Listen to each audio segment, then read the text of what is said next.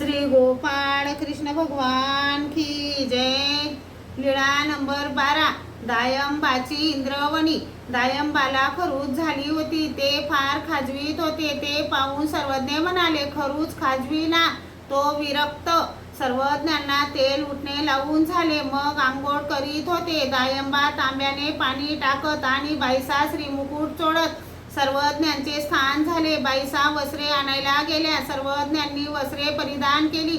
मग उरलेल्या पाण्याने दायंबा आपले खरूचे अंग धुवू लागले। जसजसे गरम पाण्याने खरूच शेकत तसे सुख होत असे आणि म्हणायचे, जा रे इंद्राधिका हो, जा रे इंद्राधिका हो, हे सुख तुम्हाला नाही। सर्वज्ञ म्हणाले, काय हो भोजे, या इंद्रवणीचे सुख घेतात की काय? मग त्यांनी सर्व अंग धुतले, सर्वज्ञांना दंडते घातले, श्रीचरणा लागले।